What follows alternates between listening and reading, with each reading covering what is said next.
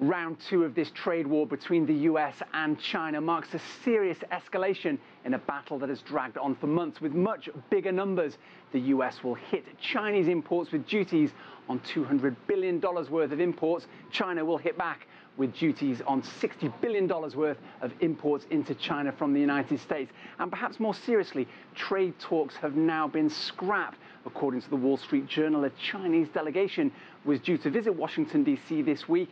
Those have been abandoned, and one of the more hawkish voices in the Trump administration, the U.S. Secretary of State, says the U.S. is determined to win this trade battle. For the U.S., that means pressuring China into changing what the U.S. deems unfair trade practices, things like forcing U.S. trade partners to hand over trade secrets and Chinese companies allegedly undercutting U.S. competitors. Both of these things China denies, and both these sides are really far apart in trying to resolve this trade war. And the impact of this battle is now beginning to show up in the numbers for both countries.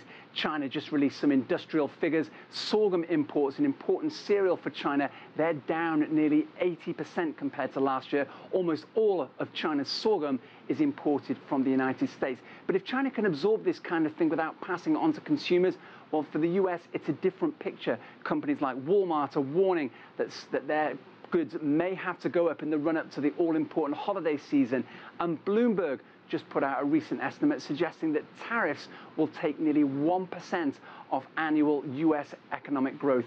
Imagine what will happen if US President Donald Trump follows through with a promise to add even more tariffs, threatening duties on an additional $267 billion worth of Chinese imports. At that point, we're talking about a huge tax on all of China's exports to the United States, with no end in sight to this seemingly intractable trade dispute.